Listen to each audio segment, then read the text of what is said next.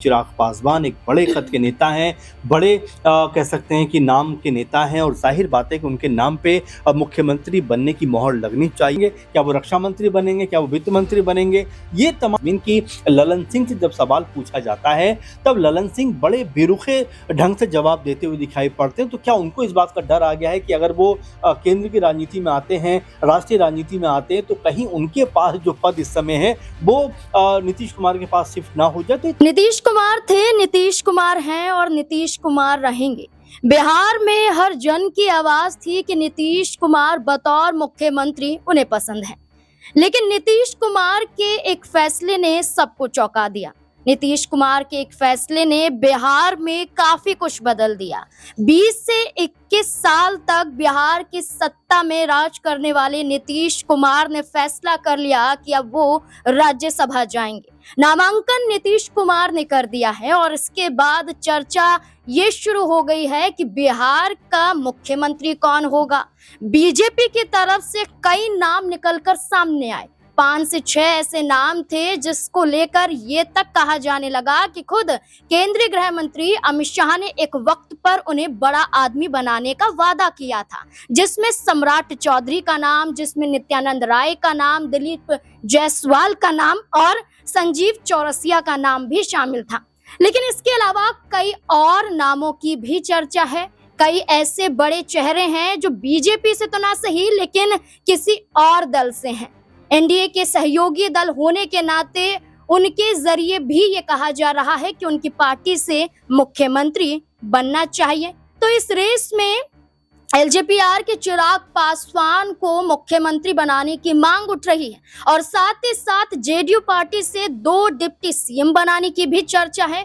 आखिरकार क्या मंथन चल रहा है एनडीए के अंदर, बीजेपी के अंदर खास तौर पर, इससे जुड़े हुए तमाम सवाल यहाँ पर खड़े हो जाते हैं। जानने की कोशिश करेंगे, हर एक सवाल का जवाब मेरे साथ हमारे वरिष्ठ सहयोगी अमन सर जुड़ चुके हैं। सर, जिस तरीके से अब राज्यसभा की तरफ नीतीश कुमार ने अपने कदम बढ़ा लिए हैं, अब क्या लगता है कि मुख्यमंत्री रेस में जिन नामों की चर्चा हो रही है बीजेपी की तरफ से, तो वहीं दूसरी तरफ चिराग पासवान को लेकर भी मांग उठ रही है। खुद उनकी पार्टी से सांसद अरुण भारती ने कहा है कि वो चाहते हैं कि चिराग पासवान बिहार के मुखिया बने, बड़े नेता बने। क्या कहना है इसका? देखिए, भाई कोई पहली बार नहीं है नाज़मीन, कि इससे पहले भी हम देखेंगे चुनावों से ठीक पहले की बात करें तब भी अरुण भारती ने ये बात कही थी कि चिराग पासवान एक बड़े कद के नेता हैं, बड़े कह सकते हैं कि नाम के नेता हैं और जाहिर बात है कि उनके नाम पे अब मुख्यमंत्री बनने की मोहर लगनी चाहिए। तमाम बार उन्होंने ये जो बात है वो सबके सामने रखी थी, लेकिन जब रिजल्ट सामने आते हैं उसके बाद नीतीश कुमार, जैसा कि पहले से चल रहा था कि वही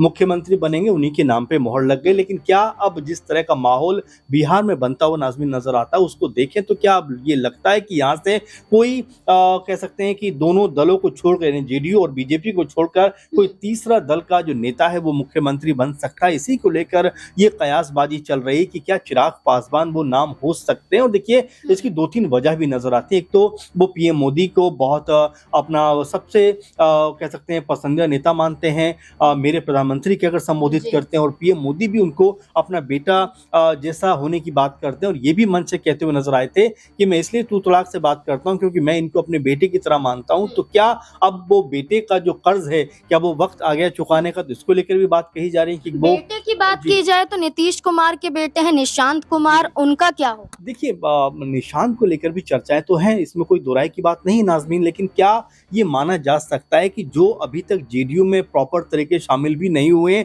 उनको क्या तुरंत मुख्यमंत्री बना दिया जाएगा? इसको लेकर लगातार सवाल उठते हुए दिखाई पड़ते हैं कि भाई अगर उनको राजनीति में आना ही था, एक्टिव होना ही था, तो लगभग 50 साल की उनकी उम्र हो रही है। तो ऐसे में किसी भी सीट से वो चुनाव लड़ सकते थे, यानी बीते चुनाव की बात करें तब भी चुनाव में वो जा सकते थे। लेकिन ये कहा कि नीतीश कुमार ने जो ये कुर्बानी दी है वो इसी वजह से दी है कि वो अपने बेटे को आगे ला। देखिए, अभी इसको लेकर आकलन करना बहुत जल्दबाजी हो जाएगा नाज़मीन कि अपने बेटे को लेकर उन्होंने किया है, किस वजह से किया है, क्योंकि अभी तक कोई भी चीज स्पष्ट नहीं हो पा रही। क्योंकि आप देखेंगे कि मिला जुला कर अगर देखें तो राज्यसभा में जाने का आखिर जो नीतीश कुमार ने फैसला किया है वो वजह क्या है? ये हर कोई जानकर और सुनकर हैरान भी है कि भाई मुख्यमंत्री अच्छे भले थे, 10 से 11 बार के मुख्यमंत्री थे, 20 से 21 साल से लगातार बिहार की गद्दी पे कह सकते हैं वो बैठे हैं, विराजमान हैं। एक लोकप्रियता भी उनकी है। कल आपने देखा कि तमाम उनके जो सीएम आवास है उसके आसपास बहुत ज़्यादा जो उनके समर्थक हैं वो वहाँ पर रोते बिलखते नजर आए। कई लोगों ने तो यहाँ तक कहा कि हम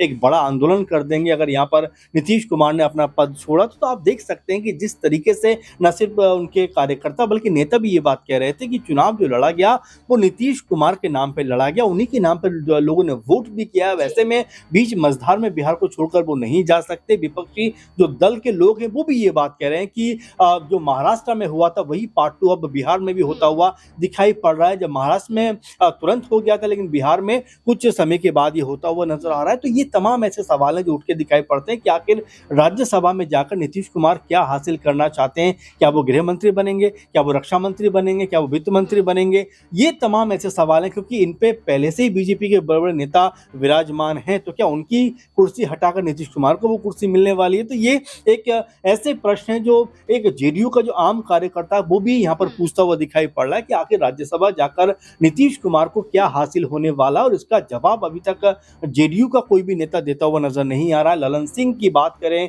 या कोई और नेता की बात करें, सब लोग ये बात कर रहे हैं कि नीतीश कुमार अपनी मर्जी के मालिक हैं, जो वो चाहते हैं वो अपने आप में करते हुए दिखाई पड़ते हैं। पार्टी उनकी है और जो वो चाहेंगे वो होता हुआ दिखाई पड़ेगा। देखिए बिल्कुल सर, जब नीतीश कुमार नामांकन करने पहुंचे थे तो उनके साथ अमित शाह भी मौजूद थे, लेकिन जब नामांकन पूरा हो जाता है तो अमित शाह के साथ ललन सिंह नजर आते हैं और दिल्ली रवाना हो जाते हैं। और इसके बाद ये भी मायने निकाले जा रहे हैं कि ललन सिंह को भी बिहार में बड़ी जिम्मेदारी मिल सकती है। तो जेडीयू से 2 डिप्टी सीएम की भी चर्चा चल रही है, क्या ललन सिंह का भी नाम हो सकता है? देखिए ये एक बड़ी बात हो जाएगी नाज़मीन की जिस तरह से हम ये बात देखते हैं कि जो मंत्रालय बांटे गए हैं केंद्र सरकार में उसमें ललन सिंह को भी जो मंत्रालय मिला है, क्या उनके पास जो मंत्रालय है उनसे लेकर ये नीतीश कुमार को दे दिए जाएंगे? ये बड़ा सवाल बनता हुआ दिखाई पड़ता है। और जब हमने देखा नाज़मीन की ललन सिंह से जब सवाल पूछा जाता है तब ललन सिंह बड़े बेरुखे ढंग से जवाब देते हुए दिखाई पड़ते हैं। तो क्या उनको इस बात का डर आ गया है कि अगर वो केंद्र की राजनीति में आते हैं,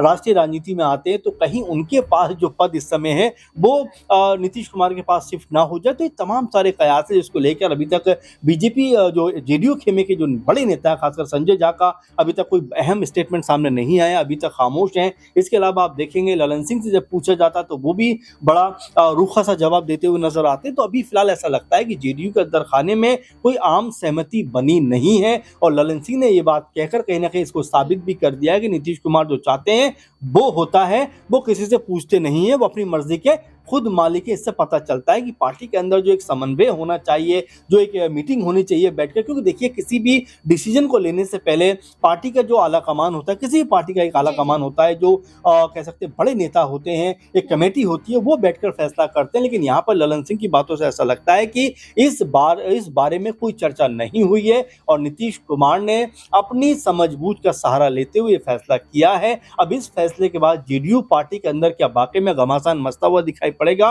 फिलहाल जो अभी छोटे लेवल के नेता हैं, कार्यकर्ता हैं या समर्थक हैं, उनका गुस्सा निकल कर सामने आ रहा है। अब जब विधायकों से बात की जाएगी, जब और जो मंत्री हैं जेडीयू के उनसे बात की जाएगी या जो सांसद उनसे बात की जाएगी तो क्या वो रुख अपना रखते हुए नजर आते हैं? और क्या जेडीयू के अंदर खाने में अब इस बात को लेकर आपस में तनातनी या कोई माहौल तो नहीं है? क्योंकि अब तक कोई बड़ा और अहम स्टेटमेंट निकल कर सामने नहीं आया। बिल्कुल बड़ा बयान सामने नहीं आए हैं, लेकिन नीतीश कुमार का समर्थन करते हुए एनडीए के सभी दल देखे गए हैं, क्योंकि सबको उम्मीद है कि अब एक नए युग की शुरुआत होगी। एक युग का अंत हुआ है और एक नए युग की शुरुआत होगी। युवा चेहरे की बात की जा रही है, इसी के साथ साथ उन चेहरों को दोहराने की बात की जा रही है जो अमित शाह के करीबी माने जाते हैं। लेकिन अब देखना होगा कि 16 मार्च को होने वाले राज्यसभा चुनाव के बाद जो अगला महीना अप्रैल का होगा उसमें नीतीश कुमार के इस्तीफे के बाद क्या कुछ बिहार में बदलाव होता हुआ नजर आएगा। इस पूरे मुद्दे को लेकर आपको क्या लगता है? क्या वाकई चिराग पासवान को लेकर जो मांग उनकी पार्टी उठा रही है, क्या सहमति जतानी चाहिए भारतीय जनता पार्टी को या बीजेपी अपना ही सीएम लेकर आएगी? क्या है आपकी राय इस मुद्दे को लेकर? अपनी राय कमेंट सेक्शन में जरूर दें। देखते रहें SPN9 न्यूज। धन्यवाद।